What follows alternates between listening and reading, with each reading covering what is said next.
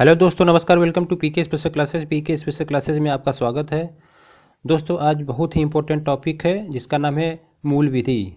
यह मूल विधि का पहला पार्ट है। इस वीडियो को मैंने दो पार्ट में भाग में बांटा है। इसका पहला भाग इस वीडियो को आप देखेंगे और दूसरा भाग नेक्स्ट वीडियो को आप देखेंगे। तो दोस्तों, आपको पता है कि यूपीपीएसआई का फॉर्म भरा गया था 2016 में। उसका जो पेपर होगा, एग्ज़ाम होगा, वो 17 जुलाई से स्टार्ट हो जाएगा। तो चलिए दोस्तों, स्टार्ट करते हैं समय न गवाते हुए। आईपीसी इसका फुल फॉर्म होता है इंडियन पैनल कोड, हिंदी में भारतीय दंड संहिता 1860। दोस्तों, इसमें जो सबसे पहला इम्पोर्टेंट टॉपिक है वो है 511। इसमें धाराएं होती हैं और 23 अध्याय होता है। दोस्तों, इसको आप बहुत ध्यान से याद करिएगा। इसमें 511 धाराएं होती है और 23 अध्याय होता है। जो बनाने वाला है उसका नाम लॉर्ड मैकाले है, अर्थात जो समिति भारतीय दंड संहिता 1807 बनाई है उसका अध्यक्ष लॉर्ड मैकाले था। ये लागू कब हुआ, ये बहुत बार क्वेश्चन पूछा जा चुका है। तो लागू हुआ है 1 जनवरी 1862 में। नेक्स्ट आते हैं, जम्मू कश्मीर को छोड़कर सभी जगह लागू है। जम्मू कश्मीर में इसके स्थान पे आरपीसी लागू है। आपको पता है कि भारतीय दंड संहिता 1860 जम्मू कश्मीर में नहीं लागू होता है और जम्मू कश्मीर में इसके स्थान पे आरपीसी अर्थात रणवीर दंड संहिता लागू होता है या लागू है। तो दोस्तों, थोड़ा सा इसके बारे में और जानते हैं कि दंड कितने प्रकार का होता है। तो दंड 5 प्रकार का होता है। उसको आप प्लीज़ याद कर लीजिएगा, बहुत ही इम्पोर्टेंट है, पूछा जाता है। तो कौन कौन सा दंड है? पहला है मृत्युदंड, दूसरा है आजीवन कारावास, तीसरा है कारावास। कारावास में 2 पार्ट है, कठोर कारावास और साधारण कारावास। चौथा है संपत्ति जब्त कर लेना और 5वां है जुर्माना लगाना। ये 5 प्रकार के दंड हैं। दोस्तों, चलिए स्टार्ट करते हैं। धारा और उसका परिचय। जब इसमें से कम 5 से 6 क्वेश्चन आता है और ये बहुत इंपॉर्टेंट है। दोस्तों, इसमें मैंने सभी धाराओं को नहीं लिया है। जो मोस्ट इम्पॉर्टेंट धाराएं हैं जिसको याद करने के लिए ज़रूरी है उसको मैंने लिया है। आप इसको प्लीज़ याद कर लीजिए क्योंकि इसमें 5 से 6 क्वेश्चन आना तय है। तो चलिए स्टार्ट करते हैं। धारा 13। धारा 13 में जुआ खेलना या सट्टा लगाना। यदि कोई व्यक्ति जुआ या सट्टा लगाता है तो उसको पुलिस धारा 13 के अंतर्गत उसको गिरफ्तार कर सकती है। दोस्तों, नेक्स्ट आते हैं 57। धारा 57 आजीवन कारावास। इसमें किसी व्यक्ति को आजीवन कारावास होती है तो उसको धारा 57 के अंतर्गत ही आजीवन कारावास दिया जाएगा। नेक्स्ट आते हैं धारा 54। धारा 54 ये थोड़ा सा ऊपर नीचे हो गया है, चलिए कोई बात नहीं। धारा 54 मृत्युदंड दंडादेश का लघुकरण अर्थात समुचित सरकार द्वारा अपराधी के सम्मति के बिना अन्य दंड में लघुकरण। दोस्तों, ये क्वेश्चन थोड़ा सा आप याद कर लीजिएगा। इसमें किसी अपराधी का मृत्युदंड को उसको कम कर सकते हैं अर्थात किसी दूसरे दंड में उसको चेंज कर सकते हैं, वो भी अपराधी के सम्मति के बिना। इसको याद रखिएगा। इस क्वेश्चन पूछ सकता है कि क्या यदि मृत्युदंड को चेंज किया जा सकता है तो क्या अपराधी से पूछा जाएगा? तो इसका उत्तर है नहीं, अपराधी से नहीं पूछा जाता। नेक्स्ट आते हैं धारा 80। धारा 80 में दुर्घटना अपराध नहीं, अर्थात आपसे या किसी अन्य व्यक्ति से दुर्घटना हो जाती है तो वो अपराध के अंतर्गत नहीं माना जाएगा।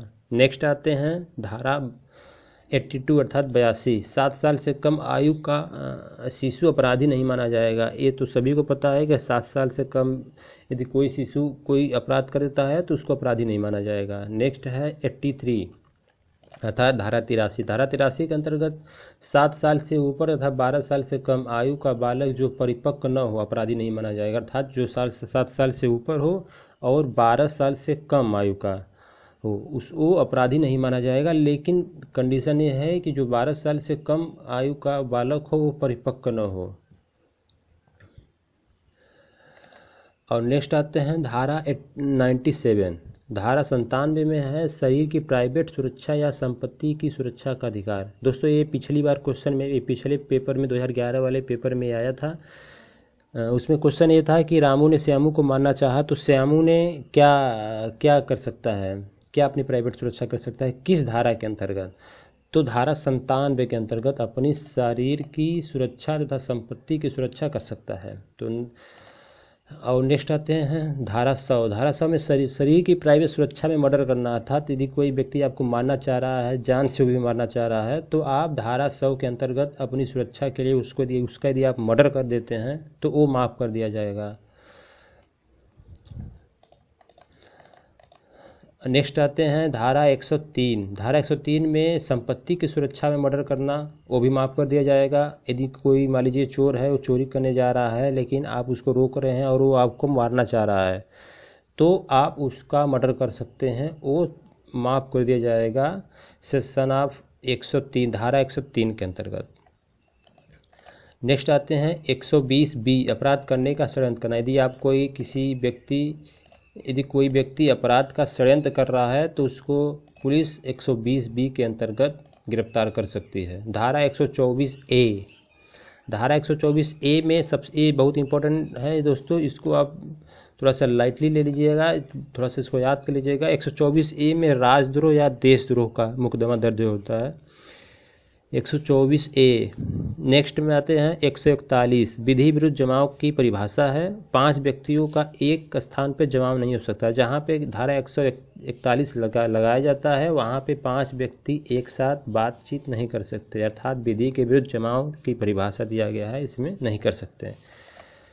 नेक्स्ट आते हैं धारा 152, विधि विरुद्ध जमाव का सदस्य होना। यदि आप किसी विधि विरुद्ध यदि कहीं विधि विरुद्ध हो रहा में आप यदि उसका सदस्य हैं, अर्थात 5 व्यक्तियों को एक साथ जमा है और आप उसका सदस्य हैं, तो आपको 152 के अंतर्गत गिरफ्तार किया जा सकता है। नेक्स्ट है 159।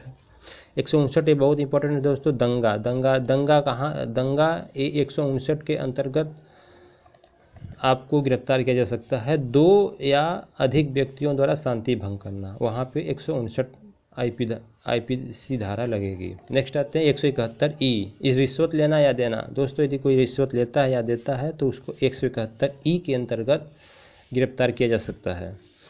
191, झूठी गवाही देना। धारा 191 के अंतर्गत यदि हम न्यायालय में झूठी गवाही देते हैं तो आपको 191 के अंतर्गत गिरफ्तार किया जा सकता है।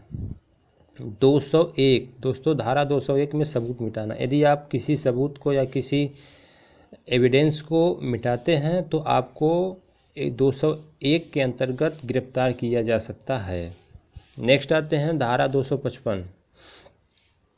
धारा 255 में दोस्तों ये देखिए 255 में सरकारी स्टाम्प के साथ धोखाधड़ी। यदि दोस्तों आप सरकारी स्टाम्प लेकर उसका मिसयूज करते हैं, अर्थात कुछ गलत कार्य करते हैं उस स्टाम्प पेपर से, तो आपके विरुद्ध धारा 255 लगेगी और आपको गिरफ्तार किया जा सकता है।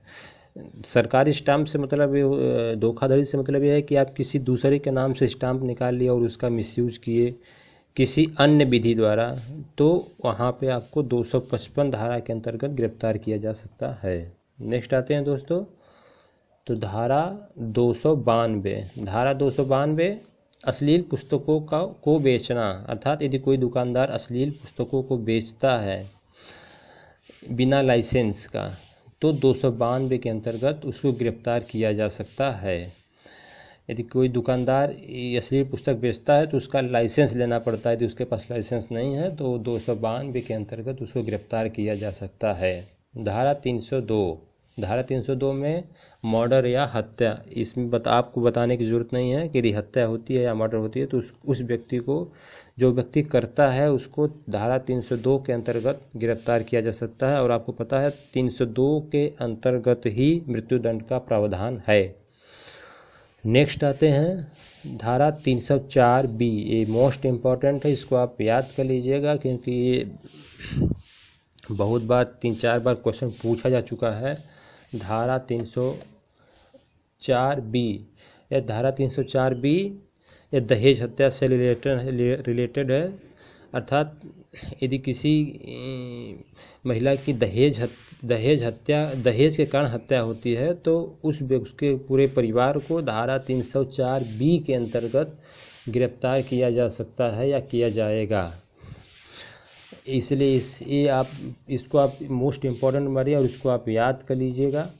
नेक्स्ट आते हैं दोस्तों धारा धारा 306 में आत्महत्या को प्रेरित करना। इसको चलिए छोड़े, यहाँ तक आते हैं। धारा, क्योंकि बहुत बड़ी वीडियो बन जाएगी तो दिलचस्पी खत्म हो जाएगी। दोस्तों आप मेरा नेक्स्ट वीडियो देखिएगा, क्योंकि नेक्स्ट वीडियो में कुछ और है, लगभग 15-16 धाराएं और है। उसके बाद आईपीसी